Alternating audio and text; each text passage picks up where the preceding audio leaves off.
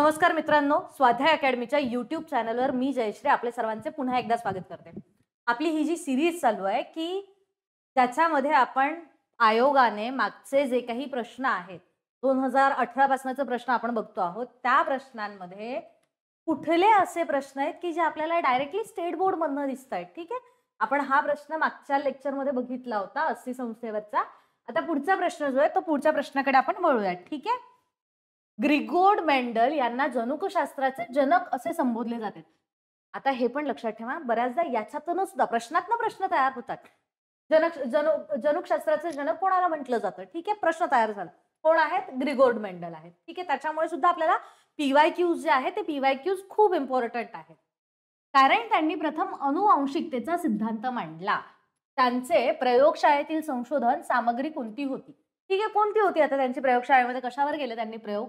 Fruit fly होतं का, bread mould होतं का, रेसूस माकड होतं का, वटाण्याचं झाड होतं का? आता आपलं वटाण्याचं झाड इथे डायरेक्टली बोल्ड मध्ये दिसतं, त्याच्यामुळे उत्तर तुम्हाला कळालेलं आहे। पण इयत्ता 9वीच्या 16वा जो चॅप्टर आहे त्याच्यामध्ये जर आपण बघितलं तर मेंडल यांचे अनुवांशिकतेचे सिद्धांत यांनी दिलेले आहेत। इथे बघा, वाटाण्याच्या झाडामध्ये आढळणाऱ्या दृश्य लक्षणांवर आधारित होते मेंडलचे जे काही प्रयोग होते। पूर्ण वाक्य जसंच्या तसं घेतलेलं आहे।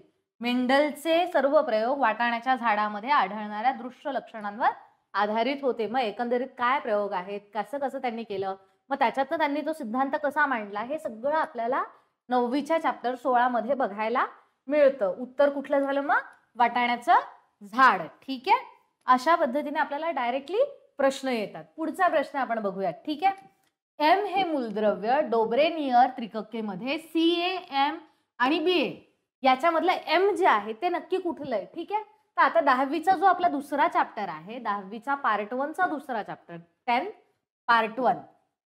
ठीक आहे, इथे पार्ट 1 टाकायचं राहिलंय, त्याच्यामुळे 10 चा जो पार्ट 1 चा दुसरा चॅप्टर आहे ना, त्याच्यामध्ये आपल्याला इथे दिसतंय बघा CaSrBa। आता हे जे डोब्रेनियरचं त्रिकक काय होतं, तर त्या डोब्रेनियरने काय केलं होतं, याचं जे अणुवस्तुमानांक आहे ते अधिक याचा अणुवस्तुमानांक, हे बघा इथे दिलेलं आहे 40.1 अधिक 137.3 डिवायडेड बाय 2, म्हणजे त्याची सरासरी काढली। आणि त्याची सरासरी काढल्यानंतर त्याला आपल्याला स्ट्रोन्शियमचं जे काही अणुवस्तुमानांक आहे ते मिळालेलं आहे। आणि अशा पद्धतीनेच डोब्रेनियरचं त्रिकक काम करतं। पहिल्याचं अणुवस्तुमानांक अधिक तिसऱ्याचं अणुवस्तुमानांक यांची दोघांची सरासरी काढायची, आणि ते जे असतं सरासरी जी निघते ती मधलं जे आहे त्याचं अणुवस्तुमानांक असतं। ठीक आहे, तर आता हे आपल्याला डायरेक्ट उत्तर मिळालेलं आहे, आपल्याला काही डोकं लावत बसायची गरज नाहीये। आता पुढे, पाण्यात नेहमी क्लोरीन मिसळतात। आपल्याला हे माहिती की स्विमिंग पूलचं जे पाणी असतं मोस्टली, त्या स्विमिंग पूलच्या पाण्यामध्ये क्लोरीन मिसळलेलं असतं। पण का मिसळतात? गरज काय त्याची? ऑक्सिजनचं प्रमाण वाढतं का त्याच्याने?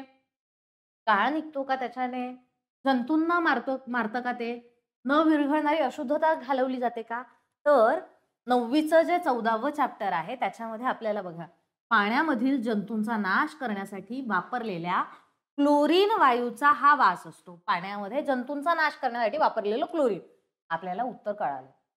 तो वास कसला असतो, काय असतं, आपल्याला याच्याशी काही घेणं देणं नाही। 152 नंबरचं जे पेज आहे त्याच्यावर आपल्याला ही एक छोटीशी लाईन सापडते।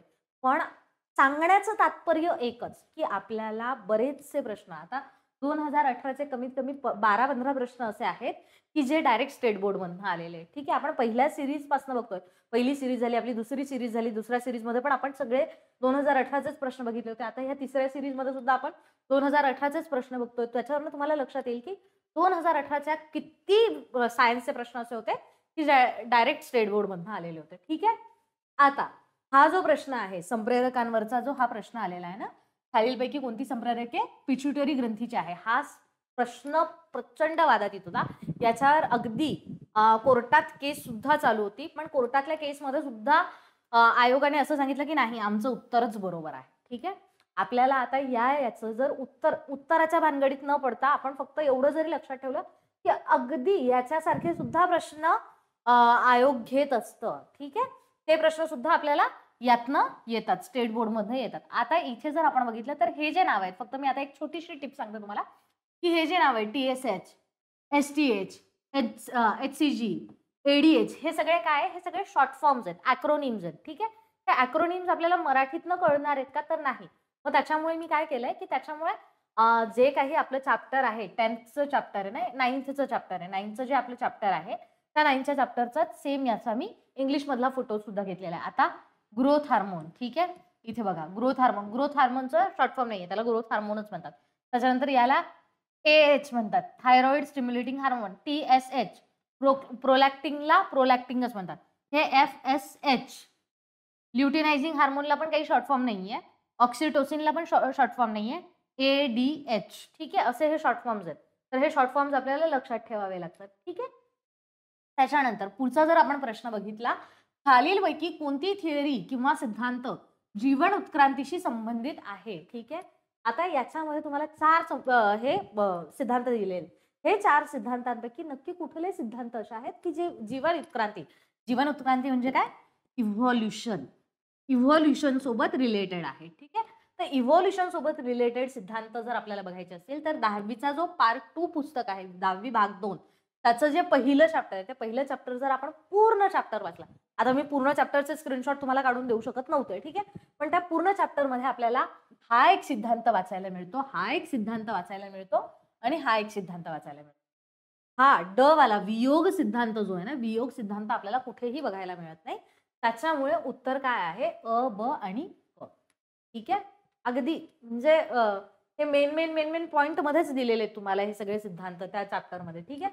तुम्ही ते जरी चॅप्टर बघितलं तरी तुम्हाला याचं उत्तर अगदी व्यवस्थित मिळेल.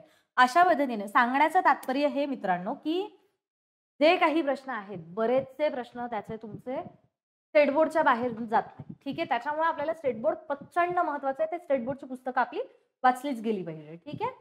थँक्यू.